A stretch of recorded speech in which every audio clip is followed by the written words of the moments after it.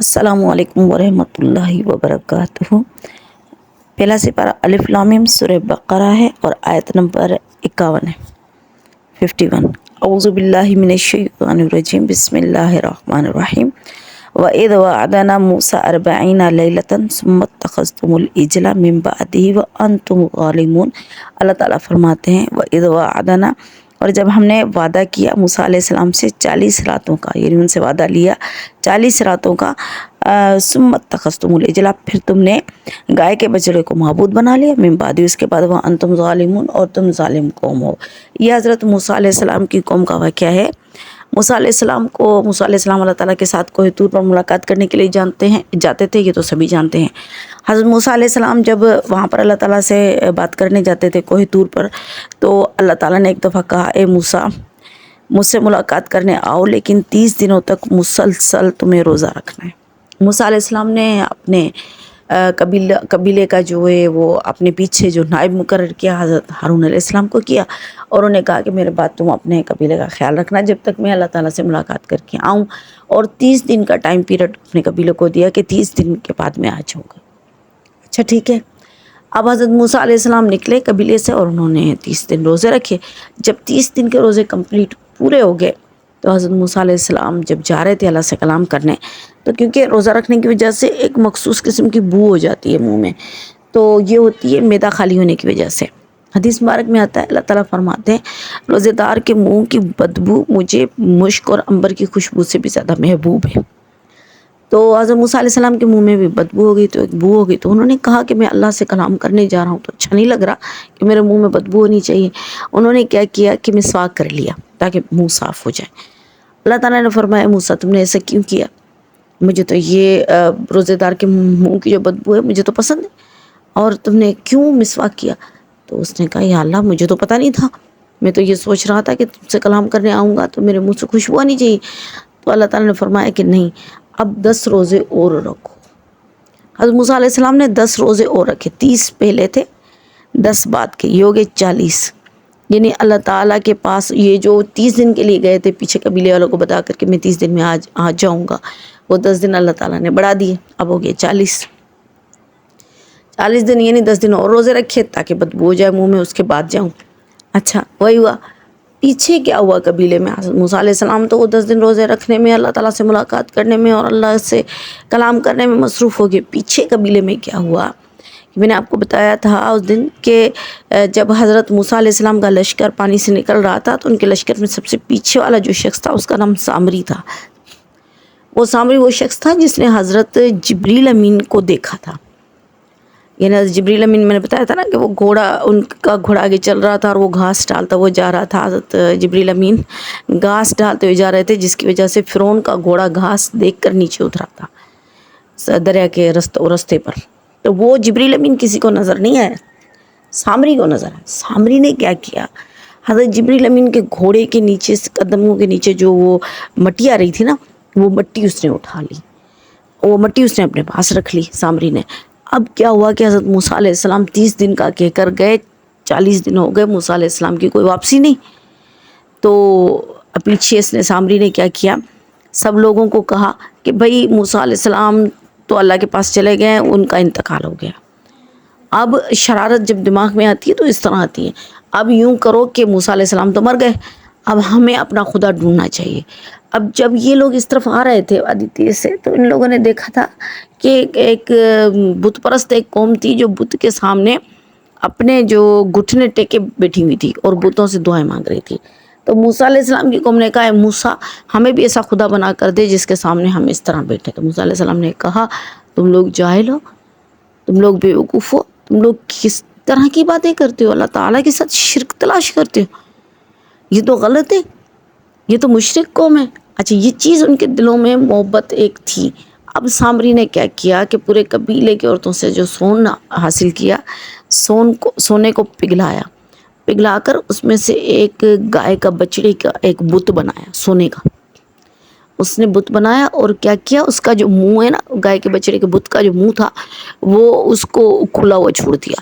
پھر اس منہ میں اس نے کیا کیا، وہ جو ریت اس نے رکھی تھی نا جبریل امین کے گھوڑے کے قدموں کے نیچے سے جو اس نے ریت اٹھا کر رکھی تھی، وہ ریت اس نے اس بچڑے کے منہ میں ڈال دی۔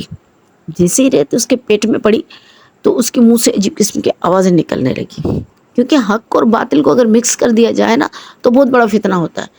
یہاں حق تھا، یہ کیا جبریل امین کے پیروں کے نیچے سے جو اس نے مٹی اٹھائی تھی، اور یہ باطل تھا کہ جو بت بنا دیا تھا، شرک کر دیا تھا۔ اب اس نے کیا کیا، جیسے ہی اس میں ریت کو منہ میں ڈالا بچڑے کے تو اس میں سے آوازیں آنے لگی۔ سامری نے ساری قوم کو اکٹھا کر کے کہا کہ بھئی تمہارا خدا یہ ہے۔ جو موسیٰ علیہ السلام ملاقات کرنے گئے نا، وہ تو ان کا انتقال ہو گیا، وہ تو پہاڑوں میں گر مر گئے۔ اب تمہارا جو موسیٰ کا رب ہے وہ ادھر یہ آ گیا ہے، اب تم اس کی پوجا کرو۔ وہ تو پہلے ہی قوم اس بات پہ بیٹھی ہوئی تھی کہ ہمیں ایسا معبود دو کہ ہم اس کے سامنے گھٹنے ٹیک کر جا کر بیٹھ جائیں۔ جب انہوں نے یہ کمال دیکھا کہ وہ گائے کا بچڑا جو وہ اس میں سے آواز نکل رہی ہے، اور وہ جیسے گائے کی جو چیخ ہوتی ہے وہ اس طرح کی وہ آواز اس کی جو نکل رہی ہے اس کے پیٹ سے، تو وہ سب جا کر اب 3 ٹولے ہو گئے، جو حضرت موسیٰ علیہ السلام کی قوم کے 3 گروپ بن گئے۔ ایک گروپ وہ تھا جو جا کر سیدھا جا کر اس کو سجدہ کرنے لگا اور اس کی عبادت کرنے لگا اور اس پر یعنی ایمان لے آیا کہ بھئی یہی خدا ہے۔ ایک وہ تھا جنہوں نے منع کیا، خدا کے بندے کیا کر رہے ہو، اللہ تعالیٰ کے ساتھ شرک کر رہے ہو، موسیٰ نے تم لوگوں کو اس بات سے منع کیا تھا، ایسا نہیں کرو۔ یہ روکنے والی ٹیم تھی۔ ایک وہ گروپ تھا جس نے نہ عبادت کی اور نہ ہی روکا، نہ روکا بھی نہیں کہ بھئی آپ عبادت نہ کرو، جیسے کہ پہلے گروپ نے روکا، انہوں نے روکا بھی نہیں اور انہوں نے عبادت خود کی بھی نہیں، یعنی نیوٹرل رہے۔ جس طرح کہ ہم کہتے ہیں آج کل کے دور میں کہتے ہیں کہ بھئی اپنے کام سے کام رکھو، کامیاب وہ بندہ جو اپنے کام سے کام رکھتا ہے۔ تو یہ ان لوگوں نے وہ تھیوری اپنائی، اپنے کام سے کام، کہ بھئی ہم نے کسی کو روکنا نہیں، خود عبادت کرنی نہیں، کسی کو روکنا، ہر کسی کی اپنی مرضی۔ اور وہ چپ ہو کر بیٹھ گئے، دین کو بنا۔ اب موسیٰ علیہ السلام تو پیچھے اپنا نائب حضرت ہارون علیہ السلام کو بنا کر گئے تھے۔ ہارون علیہ السلام نے کہا یہ تم کیا کر رہے ہو، تم لوگوں نے اس طرح کیسے کیا، تم لوگ شرک کر رہے ہو، وہ بھی تو اللہ کے نبی تھے نا۔ جب انہوں نے کہا تو اس کی قوم نے کیا کیا کہ حضرت موسیٰ علیہ السلام سے تو ڈرتے تھے، کیونکہ موسیٰ علیہ السلام کو اللہ تعالیٰ نے طاقت دی ہوئی تھی۔ حضرت موسیٰ علیہ السلام کی حالت یہ تھی کہ اگر وہ کسی کو تھپڑ مار دے، مکہ مار دے، تو وہ بندہ وہیں کے وہیں مر جاتا تھا، اتنی طاقت تھی موسیٰ علیہ السلام میں۔ تو موسیٰ علیہ السلام سے وہ لوگ ڈرتے تھے، ایک دہشت تھی ان کی۔ حضرت ہارون علیہ السلام اس طرح نہیں تھے، تو اور موسیٰ علیہ السلام جلالی طبیعت کے تھے، غصہ ان کو جلدی آتا تھا، اس لیے قوم ان کے سامنے کھڑے ہونے سے بھی ڈرتی تھی۔ لیکن ہارون علیہ السلام طبیعت کے ٹھنڈے تھے۔ اب انہوں نے کیا کیا کہ ہارون علیہ السلام سے جھگڑنے لگے اور کہنے لگے ہارون تمہیں اگر ہمیں روکا تو ہم تمہیں قتل کر دیں گے۔ اب ہارون علیہ السلام نے کہا یا اللہ اب میں کیا کروں۔ موسیٰ علیہ السلام 30 دن کا کہہ کر گئے، 40 دن سے اوپر ہو گئے، کیونکہ 40 دنوں کے بعد تو وہ ملاقات کرنے کے لیے گئے، پھر 1-2 دن سفر میں بھی لگا، 40 دن ہو چکے۔ موسیٰ علیہ السلام کی تو کوئی واپسی ابھی تک ہوئی نہیں، پریشان، اور وہی بھی کوئی اتر نہیں رہی ہے۔ حضرت ہارون علیہ السلام پریشان ہو گئے، کیا کروں، وہ چپ کر کے بیٹھ گئے اور دعا مانگنے لگے کہ اللہ تو ہمارے لیے آسانی کر۔ حضرت موسیٰ علیہ السلام جب وہاں پر پہاڑوں پر پہنچے، اللہ سے کلام کیا، تو اللہ تعالیٰ نے ان کو بتایا کہ موسیٰ تیری قوم نے شرک کیا ہے، اور موسیٰ علیہ السلام کو ایک تختیاں دی جن پر توریت لکھی ہوئی تھی، اور کہا کہ یہ تختیاں لے جا اور اپنی قوم کے پاس جا اور ان کو بتا۔ موسیٰ علیہ السلام کو اللہ تعالیٰ نے بتا دیا تھا کہ ان کی قوم نے شرک کیا ہے، لیکن سننے اور دیکھنے میں فرق ہوتا ہے۔ اچھا موسیٰ علیہ السلام واپس آئے تو انہوں نے دیکھا کہ ان کی قوم جو ہے وہ بت کے سامنے 2 زانو ہو کر بیٹھی ہوئی ہے، گھٹنے موڑ کر بیٹھی ہوئی ہے بت کے سامنے۔ حضرت موسیٰ علیہ السلام کو اتنا غصہ آیا اور اتنا صدمہ لگا کہ ان کے ہاتھ میں جو وہ تختیاں تھیں نا توریت والی، وہ گر گئی۔ اور حالانکہ اللہ نے تو بتایا تھا ان کو کہ تمہاری قوم نے کفر کیا یا شرک کیا ہے، لیکن سننے اور دیکھنے میں فرق ہوتا ہے۔